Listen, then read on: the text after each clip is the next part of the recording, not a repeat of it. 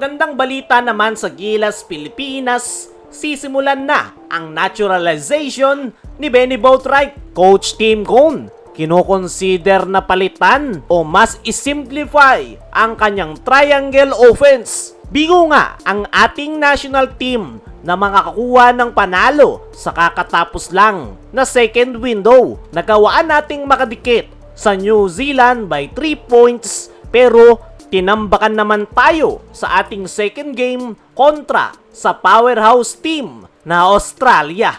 At dahil dyan ay mukhang kinoconsider na ni Coach Tim na palitan o mas isimplify yung kanyang sistema na ginagamit na triangle offense. Marami nga ang nagsasabi na dapat nang palitan yung triangle offense ni Coach Tim Cone dahil matagal na nga daw itong kabisado ng mga kupunan at hindi na daw uubra sa international stage. At malaking patunay na nga daw ay yung naging laro ng Gilas kontra Australia kung saan tinambakan tayo ng todo. At dahil dyan, marami ang nananawagan na dapat nang palitan yung sistema ni Coach Tim Cone. At sa ngayon ay mukhang kinoconsider na ni Coach Tim na palitan yan o triangle offense pa rin pero more on modern basketball na mas mag-fit sa international stage. Para sa akin mga chong, okay naman yung triangle offense ni Coach Tim Cone. Ang problema ay yung short-term preparation. Alam naman natin, hindi basta-basta yung triangle offense. Napakarami niyang variety kaya kailangan talaga ng solid team chemistry.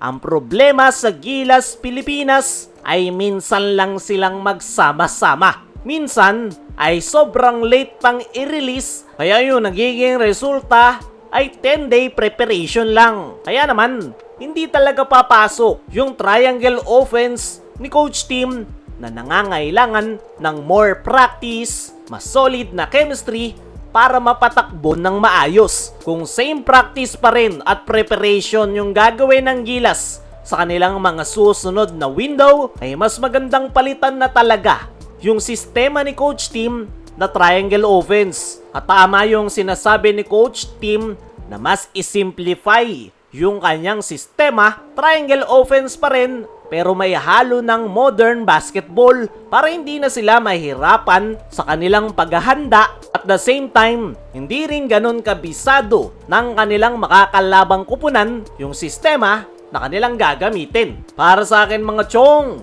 agree ako sa panawagan ng karamihan na palitan yung sistema ni Coach Tim Cone. Sa Barangay Ginebra, uubra pa yan dahil sila yung magkakasama at napakahaba ng kanilang paghahanda.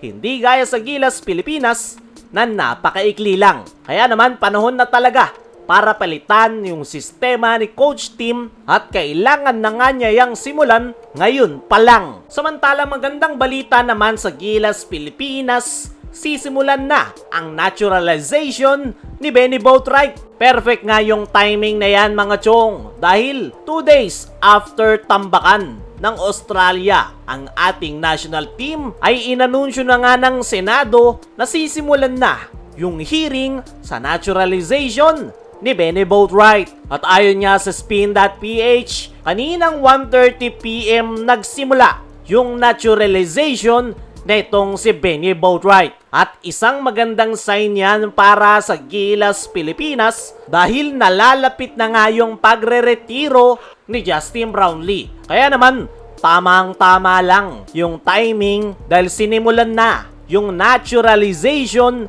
ni Benny Boatwright. At future na nga ng Gilas, Pilipinas ang pinag-uusapan dyan.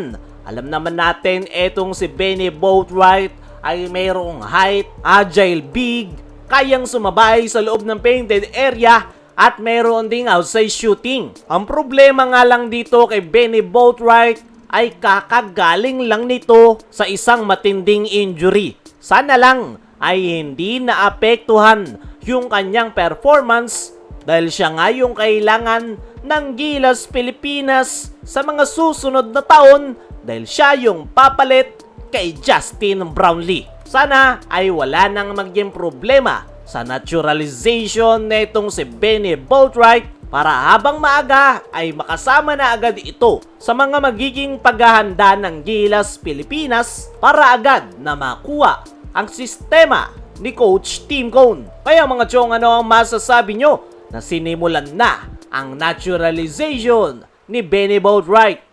Ano rin yung masasabi nyo na planong baguhin o isimplify ni Coach Tim ang kanyang sistema na triangle? I-comment mo lang dyan sa ibaba.